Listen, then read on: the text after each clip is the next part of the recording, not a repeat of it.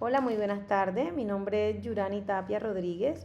En el día de hoy quiero hablarles de la heminegligencia.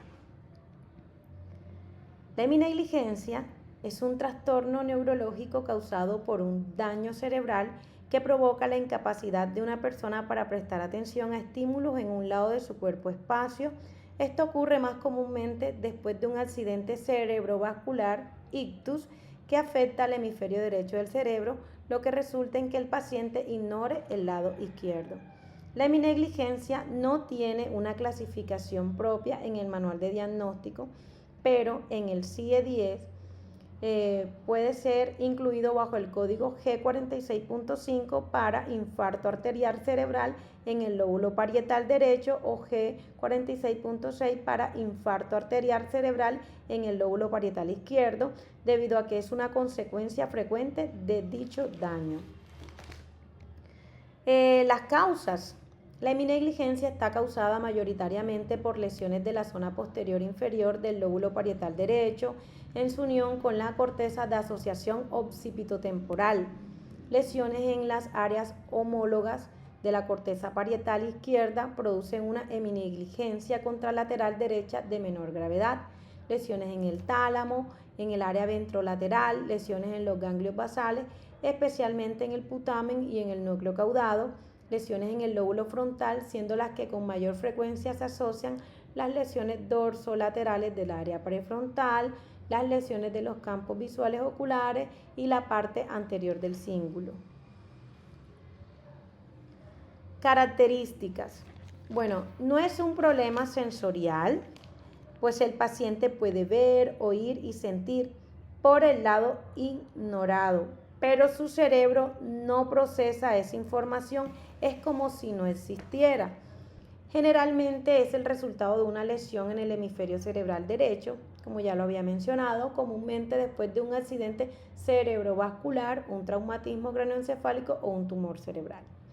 Tiene un gran impacto en las actividades cotidianas, comer solo la comida del lado derecho del plato, afeitarse o maquillarse solo de un lado de la cara, golpearse con objetos situados en el lado afectado.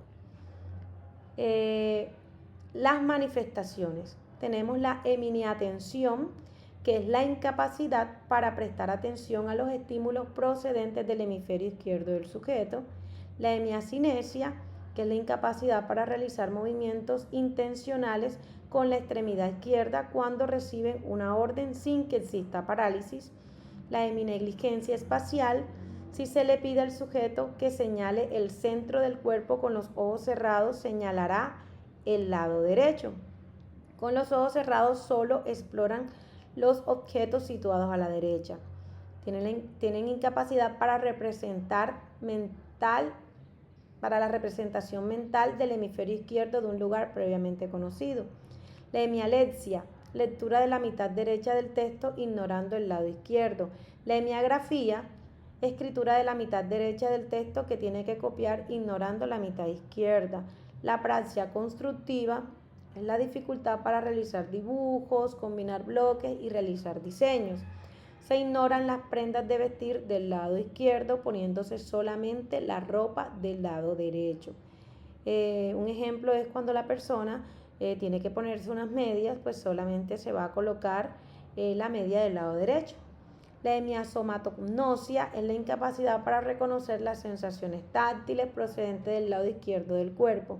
La aloestasia, los estímulos táctiles se identifican en la misma zona donde se ha producido, pero en el lado opuesto al hemisferio lesionado.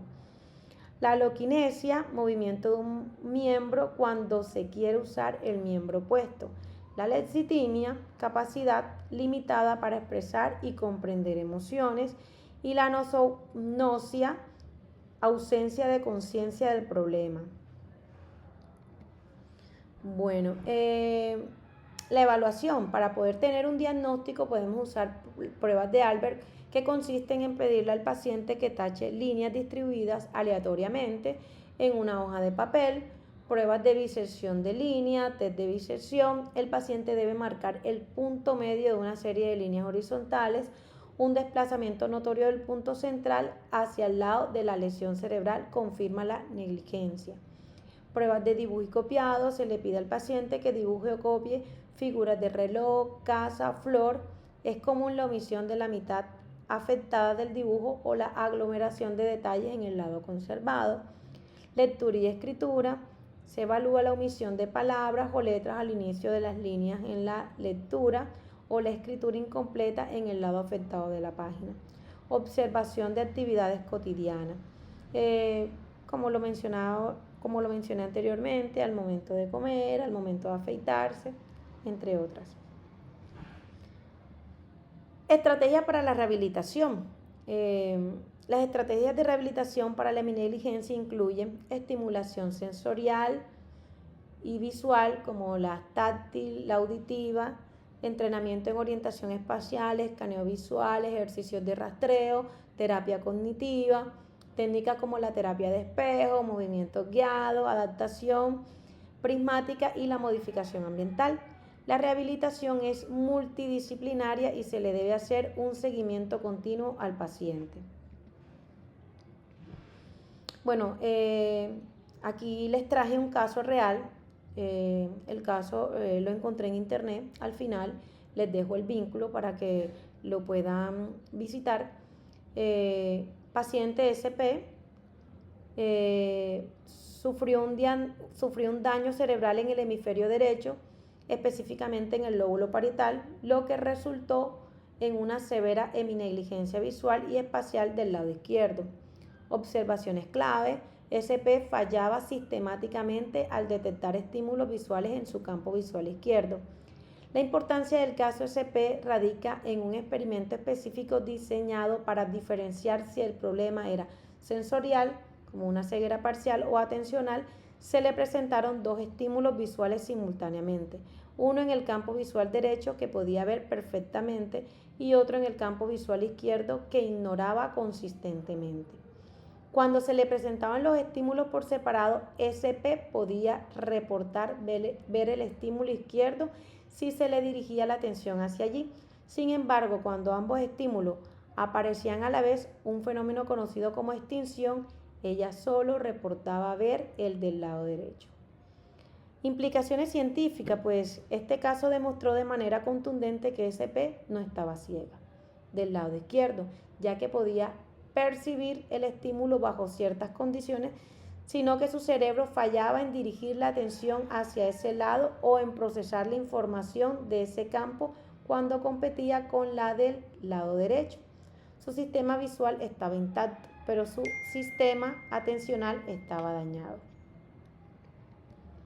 Bueno, aquí les dejo las referencias bibliográficas. También les dejo los vínculos de algunas páginas de internet que me sirvieron para poder obtener información relevante. Muchísimas gracias por su atención.